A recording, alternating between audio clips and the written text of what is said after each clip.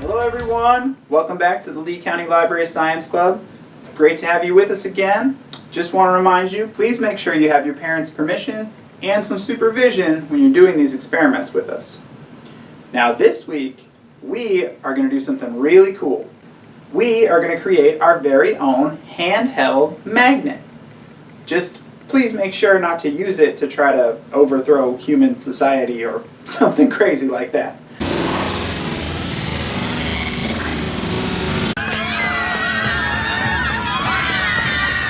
So magnetism, as we've talked about before, has a very close relationship with electricity. In fact, they are simply two different manifestations of the same phenomenon. And that phenomenon is an imbalance in electrons between molecules. One molecule has too many electrons, and another molecule has not enough electrons. And this creates a positive and a negative charge. And when you have that imbalance, depending on what those molecules are and what material they are a part of, that imbalance will either create an electrical current or a magnetic charge, or sometimes both. Have you forgotten that electricity and magnetism are related? And because of that relationship, if you have either of those things existing, an electric current or a magnetic field, if you introduce a different kind of material to that situation, it can actually create the opposite. So if you have a magnet with a strong magnetic field but no electricity, you bring a wire to it which can conduct electricity, you just put it in that magnetic field and it will create a current. And on the other hand, if you have an electrical current running, it's generating a magnetic field which can then be transferred into a different magnetic material. Now, a couple months ago, we did an experiment where we created a simple motor by using electricity and magnetism, right? We ran electricity through a wire and we positioned it in relationship to a magnet in such a way that it caused the wire to spin. And in that experiment, we learned that when you have a current passing through a wire, the magnetic field that is generated is in the direction of what they call the right-hand rule. So you take your right hand, you point your thumb in the direction of the current, and then you wrap your fingers, and the direction that your fingers are pointing is the direction of the magnetic field, right? So what do you think might happen if you take this magnetic field in this straight wire and then coil it up? So if I still have a current running through this wire, then I still have a magnetic field being generated, right? And it would still follow the right-hand rule. Okay, you'd still have that magnetic field being generated in the same direction around the wire. But when you coil them together like this, suddenly you have two magnetic fields being generated right next to each other, right? So instead of interfering and canceling each other out, what ends up happening is they create one larger magnetic field. So rather than having a magnetic field around each of these coils, they kind of coalesce together and create one large magnetic field with a north pole and a south pole and the current running inside and outside the coil. And this type of setup is what's known as a solenoid. And that is a cylindrical coil or helix of wire acting as a magnet when the current passes through it. And this is one of the most common ways that we can convert electrical energy into mechanical energy, or using electricity to move things and make things operate. So this week we are going to be creating our very own solenoid handheld magnet. In order to do that, you're going to need one D battery, a length of wire roughly 10 to 12 inches, one large nail. It can be the galvanized or regular iron nail, it doesn't really matter. You'll need some paper clips for us to test it out on. And then you'll probably need some wire cutters to be able to cut and strip the wire. So let's get started.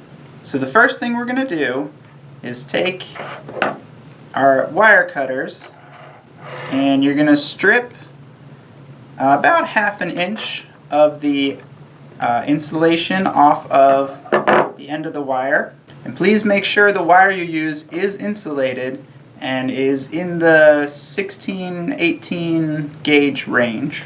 Next, you're going to leave a few inches of a tail, and then you're going to put your nail on the wire and start wrapping it into that coil we talked about. And you want to wrap it as tight and as small as you can. Make sure you pack them and push them back together each time you wrap it. We're going to wrap all the way until there's about 1/2 inch of the nail remaining on the bottom. Alright, so now you see I've got my nail wrapped in nice tight coils of wire all the way down. So now I'm going to take and strip off about 1/2 inch from the end of the wire. So now I should have 2 exposed little legs of wire off of the end of our coiled nail. Next, you're going to take your D battery and you're going to attach one end of the exposed wire. Now you can just hold it with your fingers, but this will get kind of hot. So I'm going to tape the end of it here, and then we're going to make sure our coil is nice and tight. And we're going to stick the other end to the other end of the battery. So now I have my coiled wire attached to either end of the battery. And I should have one end of my nail sticking out, right? And so what's happening is I have electricity flowing through this wire here. And as we said, as it goes through there, it generates a magnetic field, right? But it's generating a larger magnetic field with the movement going through the middle of the coil and out around the outside of it. So now, because the nail is a magnetic material, the nail has its own magnetic field. It has a north pole and a south pole, and we can use that to attract other magnetic materials. In this case, our paper clips. See that? Picks it right up, doesn't it? Now, it's not a super strong magnet. In fact, I have another nail here, and though it can pull on that nail, it can't actually lift it all the way off the table. And that's because we have a relatively few number of coils and a relatively small current of electricity. A D battery is pretty strong for a battery, but compared to most electrical currents, it's actually pretty small. And though we were able to coil this about 15 times or so, that's really a pretty small number compared to what you could do with a larger cylinder and a really small, tightly coiled wire. But it is still powerful enough to pick up these paper clips, right? So, how is this useful? Well, as I said earlier, this is one of our most common ways that we can transfer electrical energy into mechanical energy. Solenoids are used in all kinds of places in modern technology. One of the primary places is actually in your car.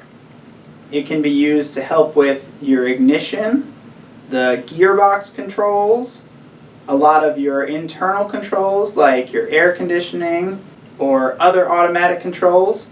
It also helps with automatic locks, not only in your car, But in houses and other security systems, those types of things are generally controlled by solenoid magnets. They also can be really important in the medical field, like dialysis machines, other type of automatic drip and release and movement machines for medical operations are controlled by a solenoid magnet. And they also are found in all kinds of industrial and manufacturing processes as controls for valves. You have something that needs to move to interrupt or release the flow of something. Well, all you have to do is pass a little bit of electricity through that spot and it'll move the magnet. And now you can create one in your very own home and move all sorts of metal around in your house. Thank you so much for watching. I hope you enjoyed it. We'll see you next time. Bye.